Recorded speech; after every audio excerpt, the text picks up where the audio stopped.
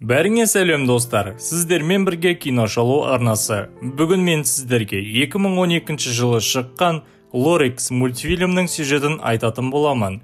Бәрі жарқын болашақтағы кадрлардан басталады.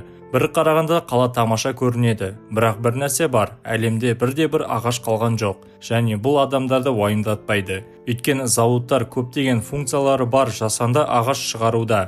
Оны жыл мезгілінің ауысуынан бастап дискотекаға жабдық түрінде қолдануға болады. Жануарлар дүниесі туралы адамзат мүлде ұмытқан. Зауыттар уытты, сондықтан бала су айдынында шомылғанда ата-анасы оның терісінің түсінің өзгергеніне ешқандай таңғалмайды. Себебі адамдар мұндай өмірге үйреніп қалған. Әр таңертең курьер қала тұрғындарына таза ауаны жеткізеді. Онсыз өмір сүру мүмкін емес. Бәрі де мистер Агераның арқасында, әлемдегі ең ықпалды адамның бірі. Тек соның басына ғана таза ауа сату идеясы келген. Сондықтан оны бәрі сыйлайды. Агераның көмекшілері ауа сапасы одан да нашарлауы үшін бірнеше қайта өңдеу зауыттарын ашуды тамаша жолын ұсынады. Осының арқасында олардың табыстары бірнеше есеге артады. Кейін біз Тед есімді жасөспіріммен танысамыз. Ол өзінің сыныптасы Одри деген қызға ғашық. Ол тірі ағаштар туралы әңгімелейді, бірақ Тед мұны ешқашан естіген емес. Одри ең болмаса ағаштың өсіндісін көру арманы туралы айтады. Тіпті ол өзіне кем дегенде дәнекті әкелетін адамға тұрмысқа шығуға дайын болды. Тед анасымен және әжесімен кешкі ас ішуде. Ол нағыз ағашқа қызығады, бірақ анасының бұған көңілі толмайтыны анық. Ол лас ағаштар заманауи қаланың түрін білдірмейтініне бақытты. Кенет әжесі анасының назарын аударып, сонан соң Тед Хопкинс атты адам туралы біледі. Баяғыда ол туралы әртүрлі әңгімелер айтылды. Қазіргі күні ол қала сыртында тұрып жатыр, және ол ағаштарды көрген соңғы адам еді. Тед үлкен қиындықпен қаладан шыға алды. Күзетшілер мұны байқап өз бастықтарына баяндады. Агера адамдар нағыз ағаштардың бар екенін ешқашан білмеуі үшін қаланың айналасына алып қабырғаларды салды. Олжаға барар жолда бала табиғаттың ластануынан қорықты. Біраз уақыттан кейін ол әжесі айтқан көшені тауып алды. Бала қараңғы үйді көріп көңілі толмады. Бірақ Одри үшін ол бәріне дайын болды. Тед бірнеше минуттан кейін қақпанға түсетінін күткен жоқ. Күтпеген қонақта Хопкинс ашуланып сыпайы түрде кетуді сұрайды. Бірақ Тед ағашта сұрай салысымен қарт бірден назарын аударды. Ол баланы бәрін құтқарады деп өз тарихын әңгімелей бастады. Жас кезінде Хопкинс әдепсіз әрі ақымақ болды. Ол байып танымал болудың жолын ойлап табуға тырысты.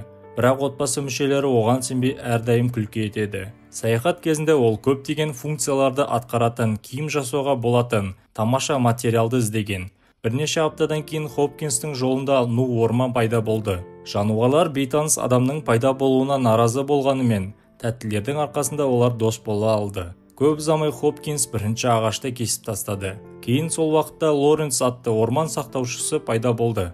Ол бейтаныс жігіттің әрекетіне көңілі толмай, жігітті орманнан қуып шығуға тырысты. Бірақ Хопкинс кеткісі келмей өзін үйдегідей сезінді. Түнде Лоренс жануарлардың көмегімен шақырылмаған қонақтан мәңгі құтылуға шешім қабылдады. Олар Хопкинсті еркін жүзуге жіберді, бірақ кенет жүзе алмайтын аюды байқады. Жануарлар мен сақтаушы оны аман қалуға тырысты, бірақ бәрі сәтсіз болды. Көп ұзамай Хопкинстің керуеті сарқырамаға қарай бағыттады. Лоренс соңғы сәтте оларды аман алып шықты. Хопкинс өзінің құтқарушыларына алғысын білдіріп, ешқашан ағаш кеспеуге ант береді. Лоренс оған аса сенбегендіктен, жігіт орман сақтаушы мен оның көмекшілерінің бақылауында тұруға тура келді. Көп ұзамай ағаштың арқасында ол тазалаудан бастап бас жинауға дейінгі көптеген функцияларды атқаратын қызыл нәрсені жасап шықты. Бірақ қала тұрғындары жігіттің идеясын бағалай алмады. Бәрі сәтсіз болды. Ол бәрінен жалыққан кезде қызға жақсы көрінетін өнер табысын лақтырып жіберді. Кейін ол жануарларға тіршілік ететін орманға оралды. Бірақ бір күні жүздеген адам жасаған затын сатып алғысы келді. Қарт өзінің өміріндегі ең үлкен қателік жасағанын жеткізді. Ол отбасына өзінің табысы туралы хабарлағанын айтты. Жақында олар қонаққа келіп кішігірім шатырды жайып тастады. Оның ағайынды ақымақтары бірден жануарлармен көңіл көтере бастады. Сол себепті Лоренс қатты ашуланды. Анасы әрдайым ұлының табысына сенетінін айтты. Арада бірнеше сағат өткен соң, орман сақтаушы олардың қандай адамдар екенін жақсы түсініп, орманнан қууға тырысады. Бірақ Хопкинс сақтаушысына жалбарынып, оның өмір бойы сәтсіз болғанын түсіндіріп, бәрін бақылауда болатынын уәде бергенін сыпайы түрде білдірді. Лоренс анық риза емес еді, дегенмен досына сенді. Келесі күні жігіт бизнес жоспарын құрды. Ал анасы ұлына қысым жасап, олардың тым баяу жұмыс істегенін ұнатпай, алғашқы сатылымдар үшін бірнеше ағаш кесуді ұсынды. Лоренс бұдан қорықты. Ол жігітке ант бергенін еске салды. Бірақ ол сақтаушыны елемеді. Бірнеше жыл табысты бизнестен кейін үмітсіз Лоренс тағы да ақыл ойы ақшаға батқан Хопкинске келеді. Жігіт соңғы ағашты көрмегенше орманда кесуді тоқтатқысы келмеді. Бірақ Хопкинс бәрін түсінді. Бірақ бәрі кеш болды. Жануарлар үйсіз қалды. Ал Лоренс жігітті кешіре алмады. Көп ұзамай оның анасы ұлын тағы да сәтсіздеп кетіп қалды. Біраз уақыттан кейін аула сыпырушылар ласталған ауамен әрең тыныс алды. Сол жерде бір жігітке керемет идея келді. Осымен Хопкинстің әңгімесі аяқталды. Ол болған оқиғаға күнде өкінетінін мойындайды. Қария Тед осы әлемді өзгерте алады деп шын жүректен балаға сенеді. Ол Тедке соңғы ағаш тұқымын беріп, қала орталығына отырғызуды сұрайды. Қарт адамдар табиғатты бағалап, оған қамқорлық жасайды деп үміттенеді. Балаға Хопкинстің сөзі шабыт берді. Ол кез келген жолмен оның өтінішін орындауға уәде береді. Өкінішке орай қалада робот шпион тұқымды байқады. Бір сағаттан кейін Агера күзетмен бірге Тедтің үйінде қонақта болды. Ол тұқымды табуға тырысады, бірақ бақытына орай әжесі оны жасырып үлгерді. Тед Одриді қонаққа шақырып, содан кейін отбасына Хопкинстің оқиғасы туралы айтып береді. Олар шұғыл түрде қала орталығына тұқым отырғызуға шешім қабылдайды. Оларды ұзақ уақыт бойы Агера күзетпен бақылады. Бірақ әжесінің мәңгі жас жанының арқасында олар тұқымдарын сақтап, қала орталығына жете алды. Айналасында отырғызатын жер болмағандықтан, олар мүсінді сындырады. Соның арқасында топырақ көрінді.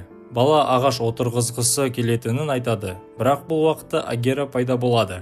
Ер адам тұрғындарға ағаштардың лас екенін және оларға үнемі күтім жасау керектігін еске салады. Содан кейін Тед бульдозерді пайдалана отырып үлкен қабырғаны бұзады. Қала тұрғындары көз алдында Агера ұзақ жылдар бойы жасырған, жойылған табиғатты көреді. Бала егер адамдар бейбітшілікті қабылдамаса күн өткен сайын нашарлап кететінін айтады. Адамдар Тедті қолдады, бірақ Агера тағы да ұрықты жоюға шақырды. Тіпті ауаға жеңілдік жасаймын деп уәде берді. Бірақ адамдар оның қоғамда орны жоқ екенін түсіндіреді. Кейін бала тұқым отырғызып, сонымен бірге Одриді де алды. Осы кезде Хопкинс оқиғаның құрметіне мереке ұйымдастырылған қаланы көріп бақытты болды. Біраз уақыттар өткен соң қарт күн сайын ағаштарды отырғызып және бағып суғарып отырды. Жануарлар қайтып орала бастады. Бірақ шал үшін басты тосынсый Лоренстің Хопкинске келуі болды. Ол ескі досын көргеніне өте қуанышты. Ал орман сақтаушы оның әрекетін мақтады. Осымен фильм аяқталды достар. Сіздермен болған киношолу арнасы. Келесіде кездескенше.